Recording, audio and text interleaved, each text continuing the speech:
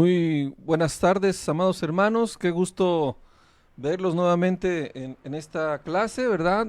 Seguimos adelante en el módulo 2, ahora en la parte 2. Quedamos pendientes la clase pasada, pero antes de que otra cosa acontezca, vamos a orar para que Dios guíe nuestro camino en la gracia de Cristo y este aprendizaje nos sea de provecho por medio de la gracia del Espíritu Santo para con nosotros. Vamos a orar.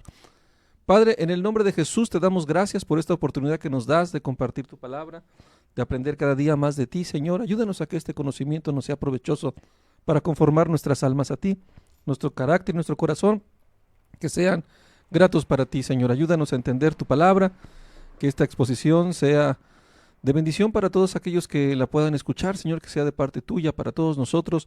Te pedimos que tomes control de todo el audio, Señor, de todo las cuestiones multimedia, Padre, para que tú seas glorificado. Ayúdanos, Señor, en esta clase. Te lo pedimos en el nombre de Jesús.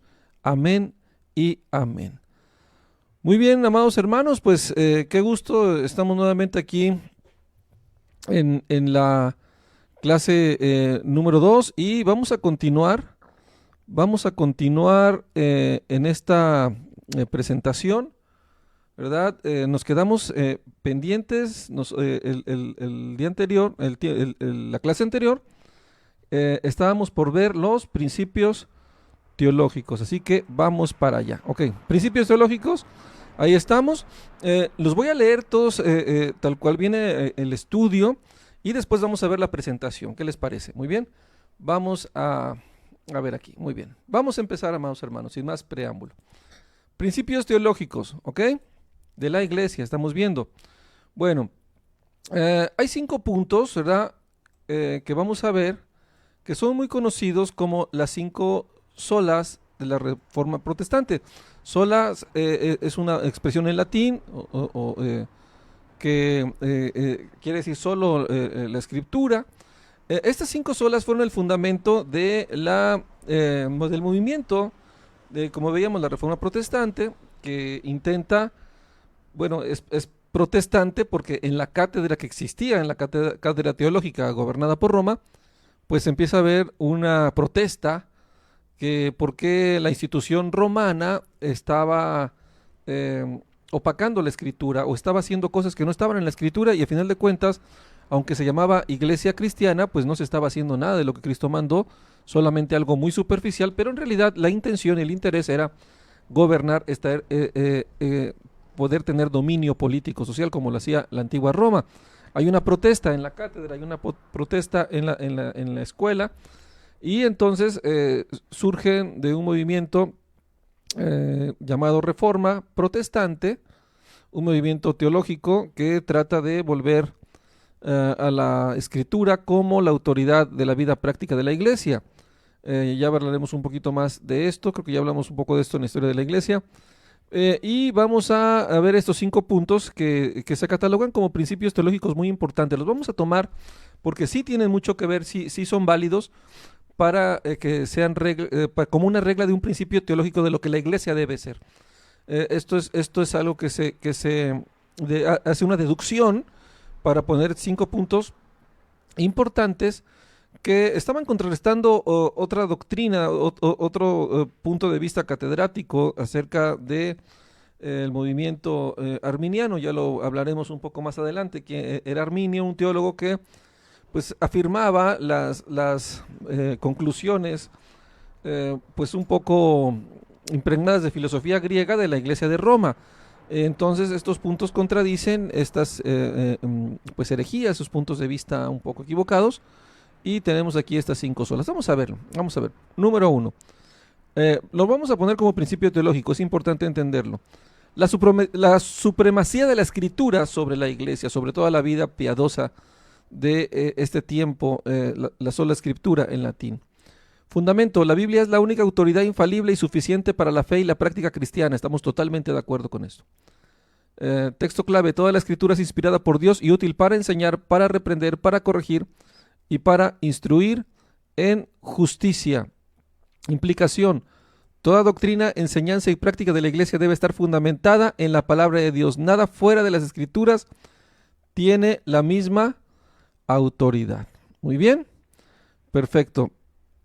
vamos a ir a la presentación, ¿verdad? Para poder analizar este punto. Muy bien, perfecto. Vamos a, en la presentación hay un pequeño resumen para que podamos entender lo que son las clases pasadas y cómo llegamos a este punto. Muy bien, vamos a ver, vamos. Continuemos viendo la iglesia. Decíamos que la iglesia, ¿qué era? En términos más prácticos. ¿Un conjunto de qué? Sí, pero vamos más profundo. Hablamos de los creyentes. Realmente, los nacidos de nuevo. Pero ¿qué era la iglesia en esencia práctica? ¿Un conjunto de qué? Decíamos dos cosas. No, con una asamblea, la reunión. Bueno, sí, una asamblea, una reunión, pero ¿qué es la iglesia? La iglesia somos las personas. Ajá, de creyente. Y las personas, hay dos cosas, bueno, podríamos decir que rigen nuestra vida de una manera corporalmente, espiritualmente también. ¿Dónde atacaba el diablo? Ajá, la iglesia. Entonces, prácticamente la iglesia, ¿qué es también?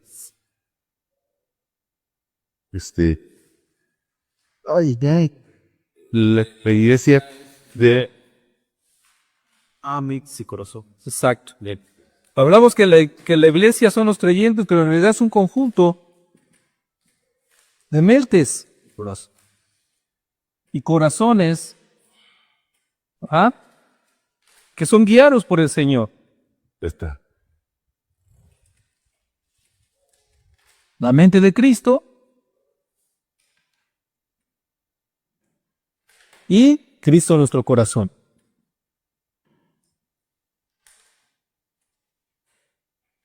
Para que habite Cristo por la fe en vuestros corazones, a fin de que arraigados y cimentados en amor, dice el apóstol Pablo. Entonces, nosotros tenemos, la iglesia es un conjunto de creyentes que se manifiestan en el detalle, si vamos más profundo, en un conjunto de mentes y corazones guiados por Cristo. Porque es eso, la mente y el corazón es lo que realmente hace al creyente. Hablando de una forma práctica. Hay muchos factores, pero nos vamos a enfocar en esta línea de investigación, en esta línea doctrinal, en esta cátedra para entender cómo la iglesia actúa más específicamente en su relación con Dios, a través de la mente, a través del corazón, a través del espíritu. Podríamos definirlo como la parte inmaterial, que el espíritu, que es ahí donde entra la palabra, donde entra la salvación, y después se manifiesta en nuestros cuerpos mortales. ¿Ven? Entonces, cuando hablamos de mente y corazón, la iglesia está constituida por la palabra de Dios en la mente y en el corazón del hombre. Testimonio de Cristo, la obra de Cristo en nosotros. La obra de Cristo. Cristo es nuestro ejemplo. Y Cristo es nuestro poder. Nuestro ejemplo como hombres y nuestro poder como espíritu. ¿Amén? Cristo está en nosotros y su Espíritu Santo está en nosotros. El poder es de Cristo. Fortaleceos en el Señor y en el poder de su fuerza, dice la palabra. Y somos ejemplo, y terrenalmente en este cuerpo, Cristo es nuestro ejemplo para que nosotros sigamos sus pisadas. Por eso todo esto tiene que concentrarse en nuestra mente, en nuestro corazón, y después obrará en nuestros cuerpos como testimonio de la gloria de Dios. Pero la iglesia son los creyentes como un conjunto de mente y de corazones, porque ahí vamos a entender más a la iglesia. Si estudiamos a la iglesia desde el creyente, nos vamos a quedar un poco superficialmente limitados, pero si analizamos la iglesia desde la mente y el corazón, vamos a poder entender mejor el concepto de iglesia para nuestra vida. ¿Ok? Ahora, hay unos principios teológicos que se han conjuntado o se han definido para darnos una idea de lo que debe de ser la iglesia, la iglesia de Dios. Y esto obviamente fue una conclusión que sacaron los hermanos que protestaron contra la iglesia de Roma y propusieron una reforma en la cátedra teológica, conocido como la Reforma Protestante. Recordemos que la Reforma Protestante se da en el ámbito catedrático,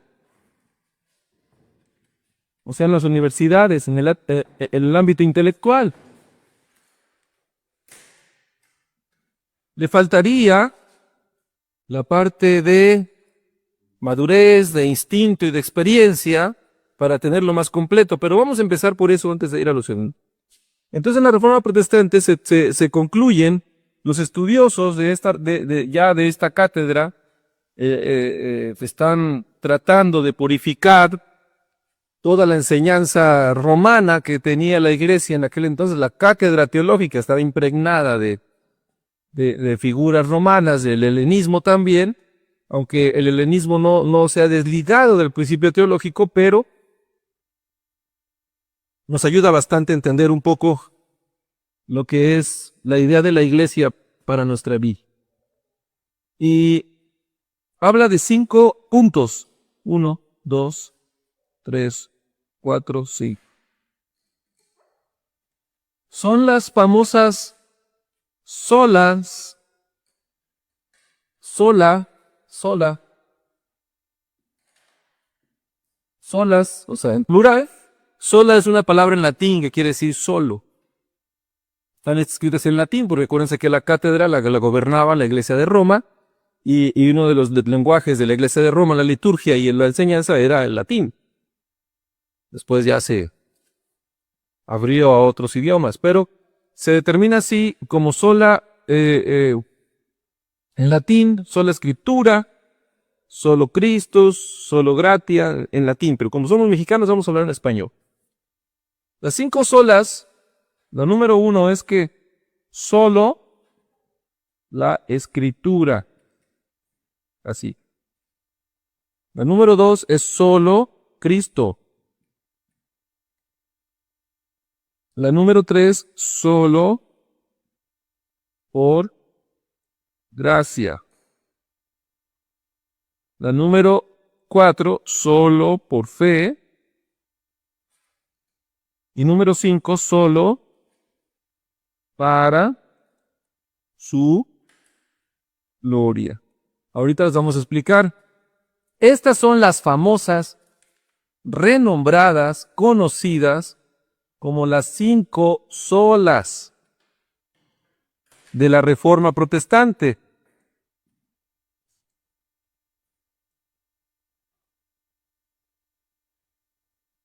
Ajá.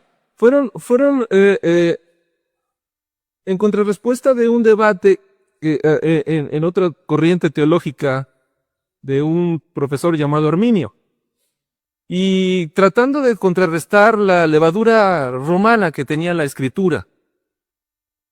La Reforma Protestante establece estos 5 principios bíblicos, y de ahí podemos ver una base muy importante para entender lo que es la iglesia. Hoy en día, las 5 solas han quedado solas, porque ya nadie les hace caso. Ya nadie les hace caso a las 5 solas. Quiere decir que solo la escritura es el medio. Ahorita les vamos a ver más a detalle, no me quiero adelantar, pero ¿sí entendieron lo de las 5 solas? Estos son una base generalizada de un principio teológico que se utilizó en el tiempo de la Reforma Protestante para caracterizar el principio doctrinal de la iglesia. De aquí partimos, vamos a entenderlo y después vamos a ir más profundo, pero sí quisiera mencionarlo porque fue un parteaguas importante en el estudio de la iglesia. Nos va a ayudar. No es esta la regla principal, pero nos va a ayudar un poco a entender lo demás, ¿ok? Las 5 solas han quedado solas porque hoy en día muchas de las iglesias no les hacen caso. Ni siquiera las iglesias reformadas les hacen caso. Ahorita les vamos a explicar. Muy bien, vamos a ir una por uno. Muy bien. Vamos a la número 1. Solo la escritura. Solo, solo la escritura. ¿Ok? Entonces, este principio viene a contrarrestar lo que la iglesia de Roma hacía. ¿Se acuerdan que yo les dije, porque decíamos ayer, que la iglesia falsa y la iglesia verdadera? La iglesia falsa, vamos a enseñar dos elementos, la Biblia y la iglesia. La iglesia falsa, ¿en qué posición pone la iglesia y en qué posición pone la Biblia?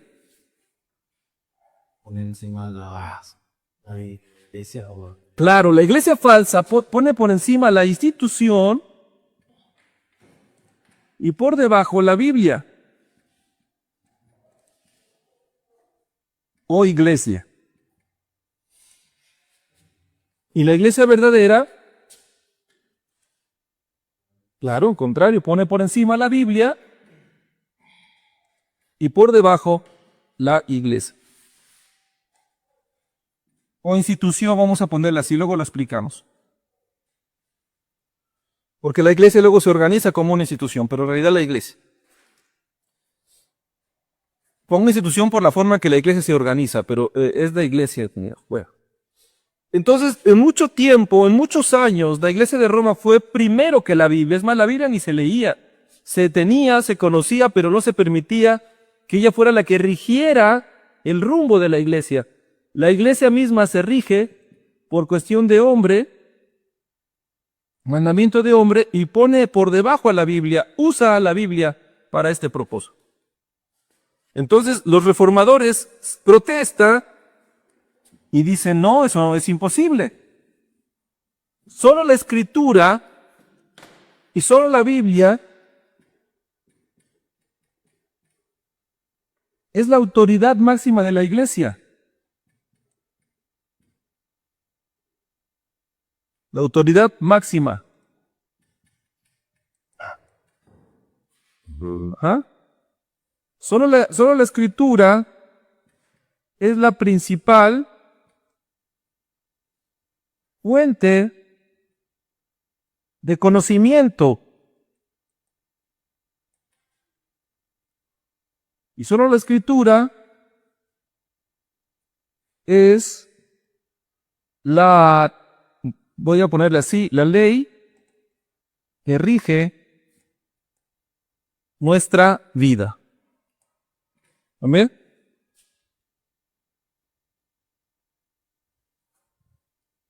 En teoría, la Escritura es la única autoridad de la iglesia.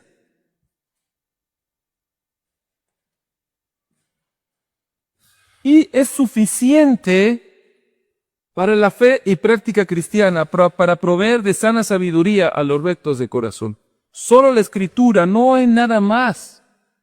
No hay que el libro del Mormón, ¿no? Del Mormón. No hay que el concilio, no hay que por ejemplo, que el memorándum papal. Nada de eso. Luego que se inventan que María, que subía al cielo inmaculada, ¿y quién lo dice? Pues el Papa. Y como si lo dijo el Papa, la iglesia la iglesia romana lo toma como si fuera una ley, una verdad. Es una total irreverente mentira. Y la Biblia no está rigiendo la vida de la iglesia. Esto pasa hasta el día de hoy. Muchos han dicho, no, es que la Biblia, sí, pero bajita la mano, no, pues que el estudio del apóstol, ¿no? No, pues que la palabra de Eleanor White, no, pues que el paladín, Charles T. Russell, y eso es lo que tenemos hasta el día de hoy. Bajita la mano, la Escritura va quedando relegada, y es la voz del profeta, la voz del apóstol, la voz del pastor, la voz del maestro. Eso no puede ser. Eso no puede ser. Ese es el problema de la iglesia, que en la mente, ¿por qué pasa esto, hermanos? Porque en la mente y el corazón del hombre, vamos a dejar una mente así como, pues la media es un cerebro, y el corazón es muy cargado hacia la idolatría. Ajá. Por eso la palabra de Dios, la cruz de Cristo, nos limpia y nos lleva a la santidad para que solo sea el Señor en nuestra mente y en nuestro corazón. La palabra de Dios en nuestra mente y en nuestro corazón. La palabra de Cristo mora en abundancia en vosotros. Es lo que dice la Escritura. No nuestro malvado corazón y la idolatría. Entonces, nosotros somos muy dados, cuando estamos débiles en la palabra, cuando no leemos la Biblia, de levantar a cualquier figura por ídolo. Ir tras del hombre. Hoy en día muchas gentes van tras del hombre. Y lo que diga el hombre, lo que el hombre les diga de cómo interpreta la Escritura, la gente lo cree. Ajá. Pero no puede ser, es lo que la Biblia dice. Y hay cosas en la Biblia tiene dos tipos de entendimiento. Vamos para acá, a ver, vamos para acá. Ajá. La Biblia, vamos a decirlo así. Ajá. Hablando del entendimiento. Entendimiento. La Biblia tiene doctrinas fáciles de entender. Y tiene doctrinas difíciles de entender, ¿ok? Es importante saber esto, amados hermanos. La Biblia tiene cosas fáciles de entender y doctrinas difíciles de entender. Ajá. Cuando nosotros somos bebés espirituales o niños espirituales, nuestro alimento van a ser las fáciles de entender. Y que es el alimento espiritual para el niño. Que no le han salido las muelas. Y después va creciendo y hay doctrinas difíciles de entender que son como un alimento sólido, que requieren mayor experiencia, que requieren mayor discernimiento para entenderlas. Entonces, muchas personas se quedan aquí, ya no crecen, ya no pasan acá. Porque para pasar acá se necesita sacrificio. Es una F, ¿eh? Y esfuerzo. Hay que comprometerse con el crecimiento espiritual, hay que leer más la Biblia, hay que indagar más la palabra, hay que estudiar un poco más. Y mucha gente ya no lo quiere hacer porque le da flojera, porque, tengo mucho cansancio, ya no, como les decía, ¿no? Cómo a veces la Biblia aporta indirectamente a la vida productiva de nuestra nación. Se dice una persona, deje su trabajo, véngase a leer la Biblia, y decir, no tengo mucho trabajo, estoy bien apurado. Vamos a leer la Biblia, joven, no, tengo que estudiar, tengo que hacer la tarea. Gloria a Dios, cuánto compromiso y cuánta responsabilidad. Ojalá si fuera siempre, pero pues son pretextos. Porque la carne no quiere estudiar la Biblia, no puede ni quiere. Entonces, hay doctrinas muy fáciles de entender, bueno, muy sencillo, no matarás, no robarás, no mentirás, no hay grande ciencia. Jesús es el camino, Jesús es la verdad y Jesús es la vida. Arrepiéntete de tus pecados, se te dará salvación. Eso no es ningún problema de aprender, es fácil de aprender. Se entiende fácil, arrepiéntete, confiesa tus pecados y serás perdonado. Y hay otras doctrinas difíciles de entender, que ya tienen que ver con más detalle de todo lo que viene fácil, se vuelve difícil. Pero ¿qué pasa cuando hay la flojera, cuando hay el ocio, y ya no quiero avanzar y me quedo? El único texto que me aprendí fue Juan 3:16. De tal manera amó Dios al mundo que envió a su Hijo unigénito, por todo aquel que en él cree, tenga vida eterna. No se pierda, más tenga vida eterna. Ya, llevo 10 años con ese mismo texto. No he aprendido otra doctrina porque no me esfuerzo. Entonces, es aquí donde entra, ¿no? El maestro, pastor, como tú quieras. Y si tienes suerte, si el Señor se agrada de ti, es un pastor que es un trabajo responsable y te enseña cosas verdaderas. Pero si el Señor te quiere castigar y te sale fariseo, ¿no? Su túnica, ¿no? El fariseo, te va a llevar por donde él quiera. Te va a llevar por donde él quiera, te va a decir cosas a su modo, por donde le convenga, y si él aprendió mal, también te va a guiar a ti por lo que está mal, porque nunca fuimos a la escritura y nunca nos obligamos a discernir lo que la escritura quiere decir. Y entonces es ahí el problema. Le hacemos caso al YouTube, ¿no? Videos por YouTube, falsos maestros, falsos pastores, y cuando acordamos nuestra vida, nada más no crece, nos volvemos religiosos y resulta que ya no es la Biblia lo que nos habla, ahora es el YouTube, ahora es el Facebook, ahora es el Instagram. Ahí vemos toda clase de videos. Pero la pereza ha sido nuestra perdición porque no queremos crecer y entonces la Biblia deja de ser nuestra principal fuente que alimenta la mente y el corazón.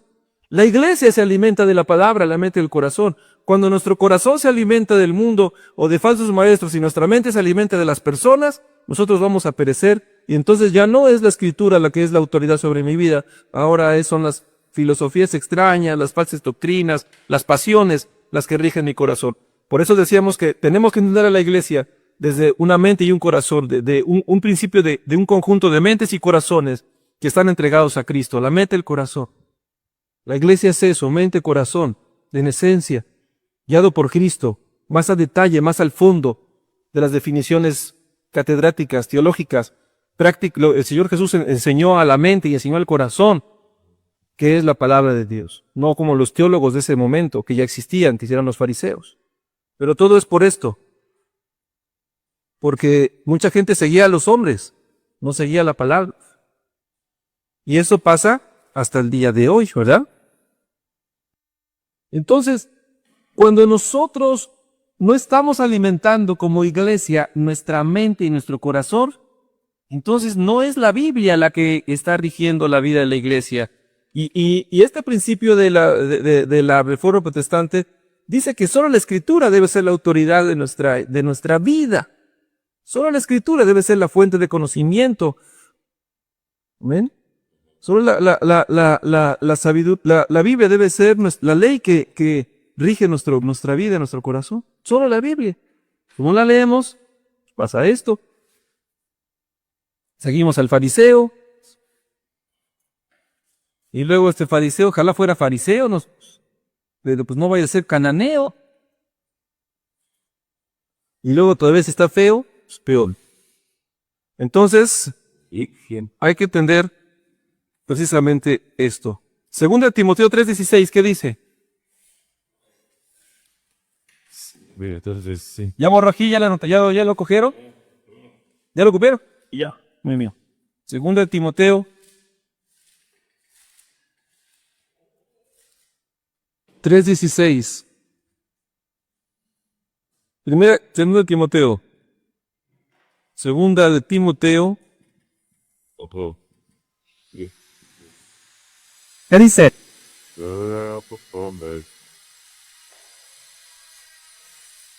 Oh man, they break a fruit.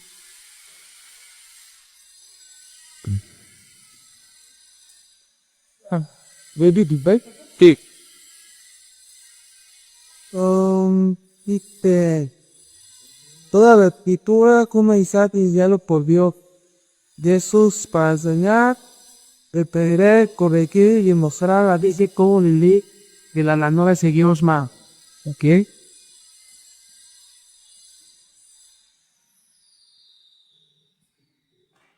Corregir.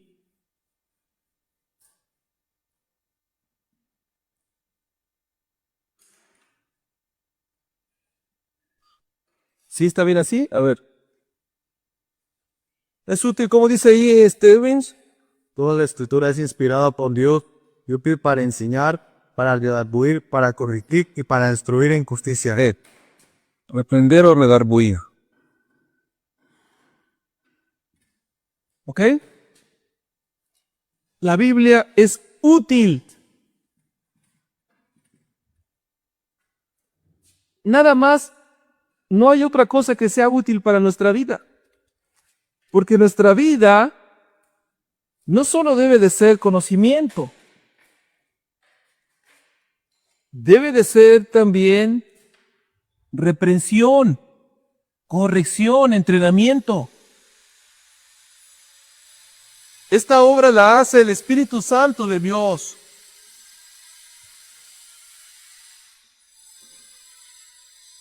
A través de su iglesia, obviamente.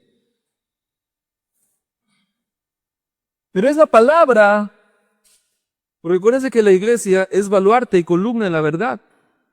Es la llamada a explicar, a enseñar y a manifestar la Biblia a todos los hombres.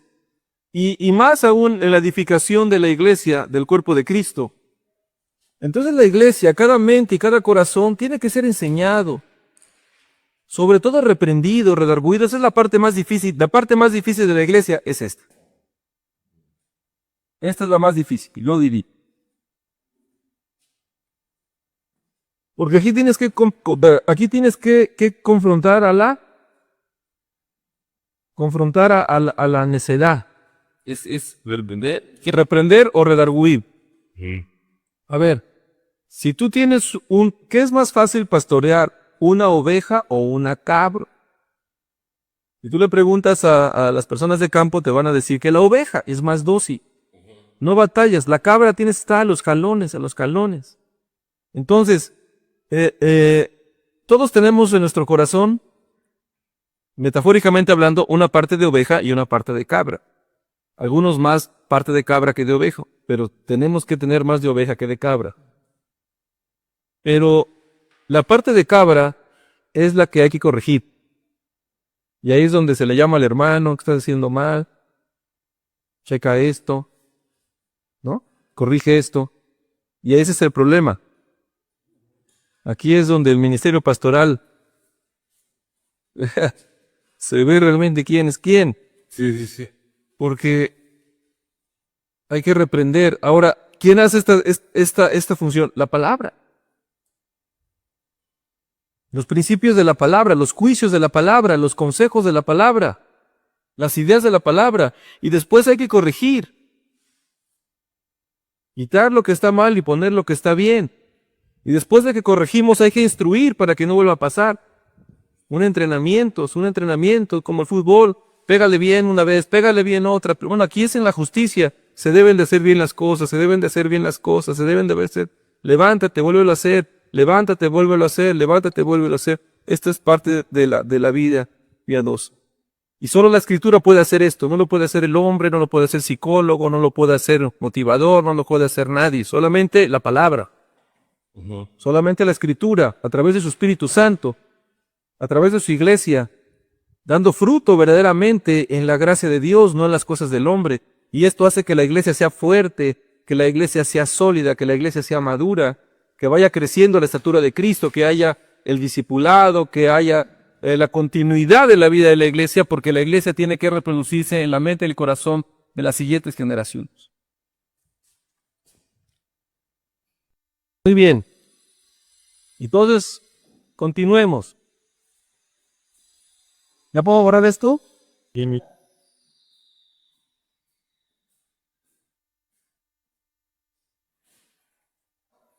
Como esto es un pensamiento catedrático, o sea, ¿qué es un pensamiento catedrático? Pues en el aula todos somos filósofos y todos somos, ¿no? Entonces, estos varones se la pasaban debatiendo en los escenarios, en las ideologías, en el escritorio. Y dictaban conocimientos desde los libros, desde los conceptos, y de ahí determinaban lo que debía de ser, lo que debía de ser, lo que debía de ser.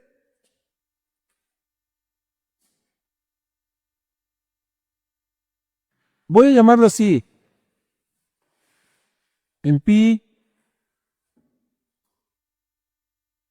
Empírico. Teórico. Esta es la cátedra. Cátedra. No llevo así. La cátedra teológica. teológica, que por cierto se la debemos a los griegos. Y no deja de ser una levadurita, porque está hecha para pensar desde la mente intelectual, pero no desde la vida práctica. Por eso es que la teología, hay mucho debate, muchos no lo consideramos una ciencia. Lo consideramos una ideología, una filosofía, una herramienta. Ya hay un gran debate, ¿no? Que defienden la teología porque pues, estudiaron toda su vida eso. Pero hay que despojarse. No hay que aferrarse a lo que está mal, nada más simplemente porque le dediqué 10 años. ¿No? Entonces, como este conocimiento son la escritura, es empírico, teórico, a la mera hora, a la hora de agarrar el rifle, la gente no sabe. ¿Ah? Tú puedes estar todo el día en un cuartel enseñándole a los reclusos a ser soldados. Y entrenamiento, clases, entrenamiento. Pero no nació el conocimiento de una experiencia real de combate. Entonces todos esos soldados que pasaban a las armas, que pasaban a la batalla, pues sí aplicaban poquito lo que aprendieron allí, pero en realidad aprendían ya en el combate. Ahí en la guerra, ahí es donde se hacía la gente de experiencia. En la Biblia pasa igual. El teólogo está sentado en su escritorio todo el día escribiendo, ¿no? Pues no está casado, no tiene mujer, entonces, pues él dice lo que debe de ser, por eso de que está ahí con su mujer y acá con los hijos, o acá con los hermanos de la congregación, o con los vecinos, acá, y él, pues, tardaba un poco, ¿no? Pero Cristo sí viene a enseñar cómo debe de ser. En un conocimiento práctico.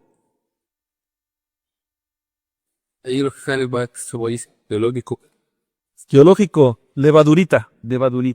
Ah, digo. Los griegos. Luego vamos a hablar de la teología, no es motivo de esta clase, pero vamos a hablarla.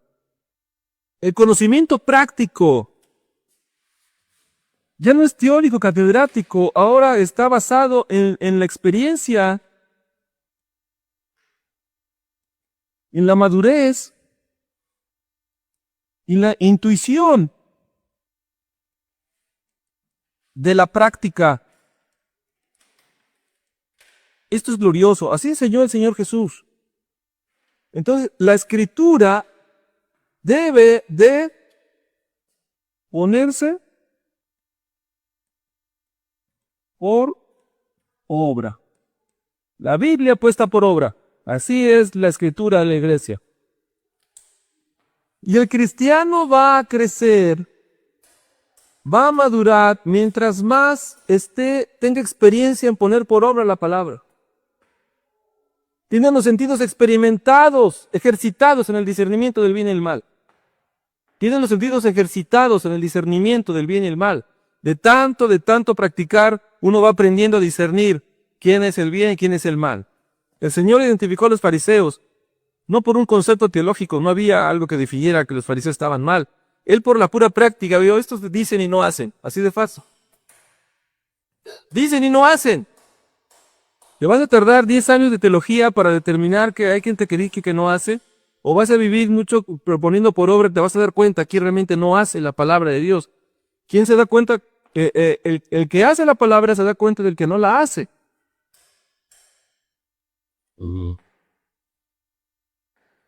¿Cuál es la diferencia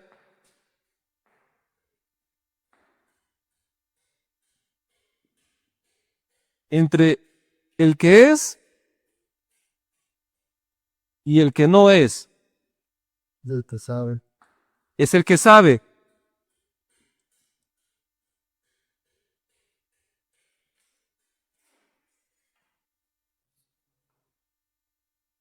¿Qué?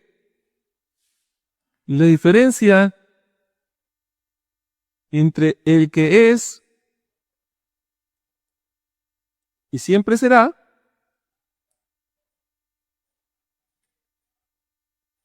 es el que hace lo que sabe.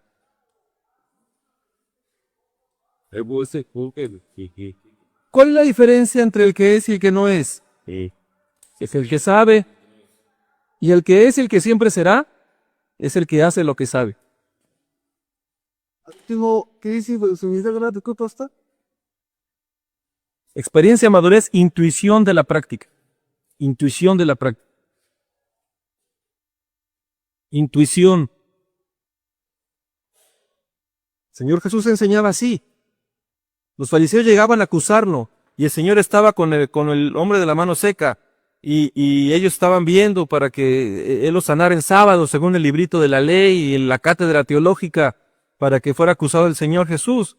Y el Señor le responde, le dice una pregunta. Le voy a preguntar, ¿el día de sábado es para hacer lo bueno o para hacer lo malo? Y ahí le restorció el librito a todos los teólogos. No sabían qué decirle, no estaba en sus memorias ni en sus eruditos. No supieron responderle. Si el sábado es para hacer el bien, sanar a una persona es el bien, entonces ¿dónde está la ruptura de la ley? Y estos se echaron chispas y no cubrieron en su computadora. Entonces, porque el Señor Jesús practicaba la piedad, practicaba el amor, practicaba la palabra, como Isaías 61 dice, Él vino y fue llamado y fue escogido para ese propósito. Y por eso el conocimiento práctico se tiene que poner por obra. El que es y el que no es el que sabe, y el que es y siempre será es el que hace lo que sabe. Porque si la palabra no se pone por obra, no tiene, decía Santiago, no va a servir, ¿no? Pero si nosotros ponemos por obra la palabra, entonces vamos a ver toda la escritura, desde en términos de la Reforma Protestante, pero le falta aplicarlo. Hoy en día es esto. En la mente y el corazón, la escritura, la Biblia debe ser lo que rige nuestra conducta, la que nos reprende, la que nos da todo el conocimiento, pero para ese conocimiento hay que crecer, hay que esforzarse. Y sobre todo hay que poner por obra. Hay que poner por obra. Santiago nos dice, sed hacedores de la palabra. Y Santiago nos dice que sin fe, sin obras, la fe es muerta. Si solamente la Biblia la tenemos en un concepto intelectual, pero no la ponemos por obra, no sirve para nada. Tenemos que ser hacedores de la palabra. Y estas obras, a eso es lo que se refiere, ser hacedores, las obras. Que se vea el cariño, que se vea que eres cristiana, que se den cuenta la gente por tus obras, por lo que dice la palabra que tenemos que hacer. Pero si te ven entrando a una cantina, o pues, van a decir, este no es cristiano. Eso es cristiano. Te ven hablando groserías. Va a decir, no, este hombre es un mentiroso. Entonces, la Biblia debe determinarse en obras. Solamente la Escritura debe de regir nuestras obras y debe demostrar las obras de la palabra. Nuestra vida debe demostrar las obras de la palabra. Solamente las obras de la palabra, no las obras de la institución, no las obras de la iglesia, no las obras del apóstol, no las obras del falso maestro, no las obras del caudillo, no. Las obras de la palabra. La iglesia tiene que poner por obra la palabra. Por eso tiene que dejar que esa palabra entre en nuestra mente y entre en nuestro corazón. Entonces, por eso la iglesia, ¿por qué hablamos de la iglesia como un conjunto de mente, de mente y corazón? Hablamos de la iglesia como un conjunto de mente y corazón porque ahí se debe de poner por obra la palabra en nuestra mente, en nuestro corazón, en el lugar donde quiera que estemos, en los lugares donde estemos. Claro que la iglesia, un mandamiento, el que tiene la palabra en su corazón y en su mente se va a congregar el domingo. Porque es un mandamiento, lo va a hacer con gozo, pero también va a vivir con gozo toda la semana, poniendo por obra la palabra. Este es el grande reto de la iglesia. La iglesia tiene que poner por obra la palabra en cada momento, en cualquier lugar donde está. Y hay mandamiento para todo, para el que trabaja, para el que no trabaja, para que sirva el Señor, para que todos hay mandamiento, para el doctor, para el abogado, para todo hay mandamiento. La palabra es útil para enseñar, para todo. Y es nuestra única guía de vida, suficiente para regir nuestra vida en todas las áreas, regir nuestra vida en toda perfección de la voluntad de Dios. Pues la palabra es suficiente para guiar nuestra fe y nuestra vida práctica. Todas las promesas de Dios son completísimas para que tengamos la naturaleza de un hijo de Dios. Pero debe de estar en nuestra mente, en nuestro corazón, como iglesia. Tenemos que derribar ese argumento de que solamente la iglesia es el domingo, o vivo como iglesia el domingo. No, vivo como iglesia siempre, poniendo por obra la palabra siempre. Claro que estamos aquí estudiando la palabra, pero cuando no estemos estudiando la palabra, de todos modos tenemos que ser regidos por la palabra de Dios. Solo la Escritura debe regir nuestra vida.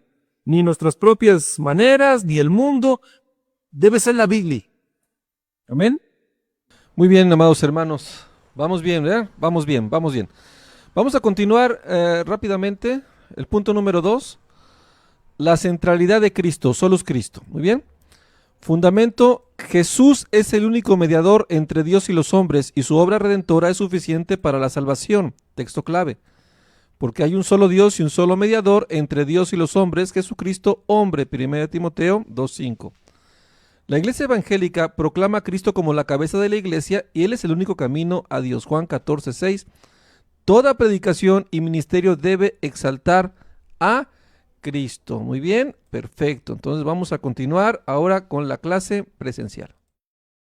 Solo Cristo, porque Cristo es la cabeza. Bueno, Cristo es el único mediador. Yeah.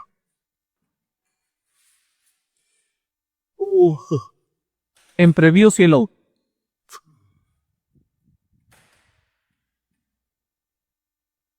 ¿Ok? Es el único y suficiente mediador y es el único salvador. Es la única persona que nos puede llevar al Padre. Es el único, ¿verdad?, camino, la única verdad y la única vida. Cristo es el camino, Cristo es la verdad y Cristo es la vida. Solo Cristo. Esto quedó muy marcado en el tiempo de la Reforma Protestante porque la Iglesia de Roma tenía un montón de mediadores, empezando por la Virgen. Y de ahí todos eran mediadores. Todos te daban una manita, todos te daban una chaineada con un dinerito para que todos venían de parte de Jesús y le servían a Él para que tú también. Y es por eso que el día de hoy tenemos un montón de ídolos. El patrono de las causas justas, el patrono de los desamparados, el patrono de los músicos, pues el único patrón es Cristo, nuestro Salvador. Diciendo, me expreso de una forma cultural mexicana para los que me escuchan en otras partes litorales del mundo. Digo, no, me van a escuchar, pero vamos a hacer su... Cristo es el Salvador. ¿Y por qué decimos que esto ha quedado solo en el tiempo de hoy? Esta idea, porque muchas personas, así como no queriendo, se quieren salvar a través de la mediación de la iglesia. Eso es lo que hace Roma, pero no solamente hace Roma, lo hacen muchas iglesias cristianas. No, si no eres de tal denominación, no eres salvo. Oye, pero soy salvo por medio de Cristo. No. Aquí tienes que cumplir los lineamientos de la iglesia de los últimos santos de los últimos días. Oye, pero ¿por qué? No, aquí te sujetas. Porque nosotros somos los que tenemos la patente, no la patente, tenemos la concesión de la salvación y nosotros te vamos a echar una manita. Y aquí tienes que persinarte, cantarle al apóstol falso, que está en la cárcel, por cierto, uno ahí en Estados Unidos. Y tienes que hacer la palabra del profeta. Y no. Hay que tener cuidado con todo esto. Cristo es la cabeza de la iglesia, lo vimos el día de ayer. ¿Amén? Vamos a ver 1 Timoteo 2:5, ¿qué dicen?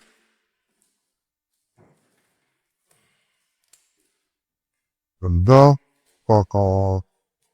Nosotros somos cristianos. 1 Timoteo 2:5, porque adoramos a Jesucristo, digo. Seguimos a Jesucristo. Él es nuestro Dios y Salvador. Jesucristo, nuestro Redentor. Ahí se habla, pero ¿se dice, hermano? Ok. Porque hay un solo Dios y un solo mediador entre Dios y los hombres, Jesucristo, hombre. Jesucristo. Ese único mediador, el único nombre dado a los hombres en quien podemos ser salvos.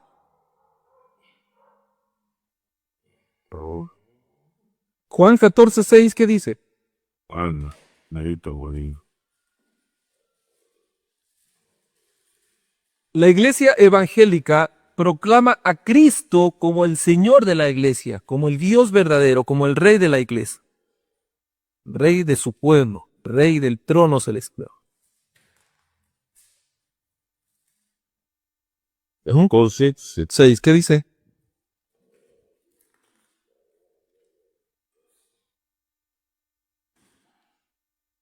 Jesús les dijo, yo soy el camino y la verdad y la vida. La vez viene el Padre, sino con mí. Amén. Jesús es el camino, la verdad y la vida. Nadie viene al Padre si no es por Cristo. Por eso somos una iglesia cristiana. Cuidado con la Watchtower,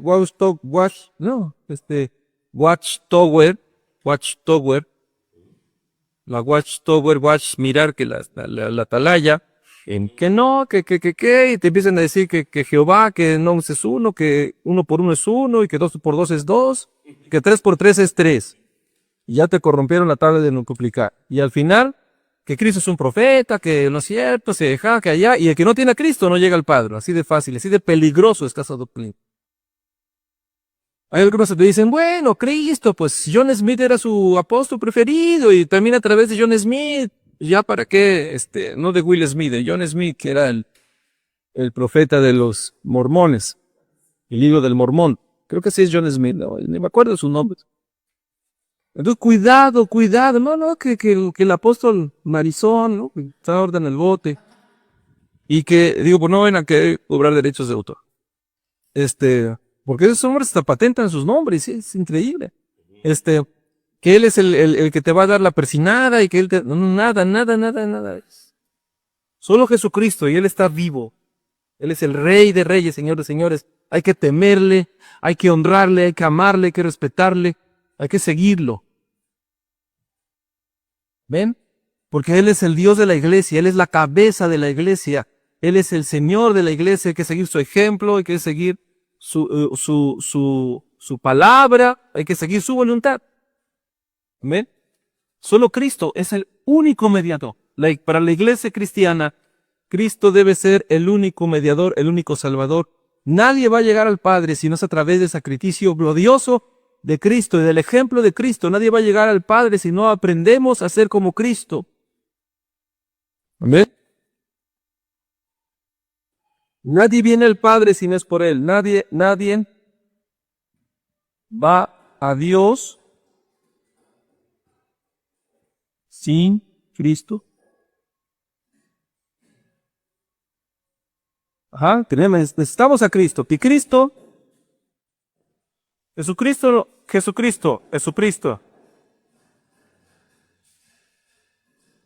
como hombre, y Jesucristo como Dios. Como hombre nos da ejemplo, y como Dios nos da poder para poder vivir conforme a Él. Hasta luego. Jesucristo nos da ejemplo como hombre, y como Dios nos da el poder por su Espíritu Santo. Él es el único que puede darte estas dos cosas: ejemplo y poder para llegar al Padre.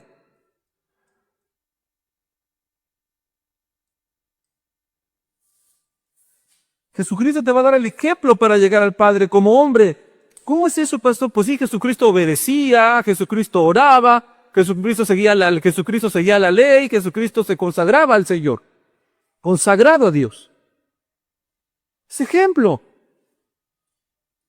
¿Cómo llegamos al Padre? Siguiendo el ejemplo del Señor Jesucristo. Llevando la palabra, obedeciendo, sanando enfermos, predicando el Evangelio. ¿Bien? Haciendo la obra de justicia en la tierra, como hombre, llevando la palabra de Dios. Y como Dios nos ha dado el poder por medio de la gracia, por medio de su sangre, para que tengamos la naturaleza divina, para que tengamos las características necesarias para habitar en la vida eterna. ¿Tú piensas que como las caricaturas de los Tiny Toons, se moría el gato y lo sacaban con un arpa y unas alitas yéndose al cielo? ¿Y tú piensas que todos se mueren y todos se van al cielo? No, no, no, no, no. Si el varón no se gozaba con las alabanzas, ¿tú crees que va a ir al cielo donde se adora al Señor? Si le gustaba la música de Chente, se va donde está Chente, donde tocan esa música. ¿Dónde crees que la toque? ¿En el cielo o en el infierno? O sea, de fácil. Si se deleitaba haciendo las cosas del mundo, pues los que se deleitan haciendo las cosas del mundo, ¿estarán en el cielo o estarán en el infierno? Entonces, si no te gustaban las cosas de Dios en la tierra, ¿cómo te van a gustar las cosas de Dios en el cielo? Entonces, Jesucristo te da el poder para que te deleites en su presencia, en la oración, en las cosas de Dios. Y cuando tú mueras, tu espíritu se va a ir de donde pertenece, en las cosas de Dios. Pero si te deleitabas aquí en el pecado, no pienses que con una persinada, una agua bendita o con una confesión, nada más una oración así, nada más de una chaineada, te vas a ir al cielo si nunca te deleitaste en la santidad ni pusiste por obras las obras del cielo aquí en la tierra. Jesucristo nos da ejemplo de cómo llegar al Padre. Jesucristo nos da el poder de cómo llegar al Padre. Solamente Cristo te puede dar esas dos cosas. Ni el hombre te va a dar el ejemplo, ni el hombre te va a dar el poder, ni la institución, ni Mahoma, ni Buda. Solo Cristo es el único mediador. ¿Por qué solo Cristo es el único mediador? Muy bien, amados hermanos, vamos a terminar aquí esta parte número 2, nos faltan otra más y vamos a continuar ya con esos principios teológicos. Así que pues vamos a orar para agradecer este tiempo al Señor que nos ha permitido tener esta clase y vamos a continuar más adelante con la parte número 3 de este módulo 2. Se ha extendido un poco, pero créanme, es muy necesario y valioso tener este conocimiento para que podamos caminar con mucha sabiduría en la iglesia del Señor y servirle a Dios cada día mejor con una capacidad dada por su Espíritu Santo. Vamos a orar para que el Señor se exalte en esta mañana. Padre, en el nombre de Jesús te damos gracias, Señor, por esta oportunidad que nos has dado de escudriñar tu palabra. Señor, te pedimos que si tú nos prestas la vida, sigamos adelante con este curso para que podamos aprender más de tu iglesia, más de ti, Señor. Ayúdanos a comprender tu verdad. No nos eches delante de ti, ni quites de nosotros tu Santo Espíritu. Siempre vuélvenos al gozo de la salvación y que sea tu Espíritu Santo y ese Espíritu noble nos sustente para darte gloria y honra. Te damos gracias, Padre, en el nombre de Jesús. Amén, amén. Dios los bendiga, amados hermanos. Dios los bendiga. Nos vemos en la próxima clase. Bendiciones y paz en el Señor.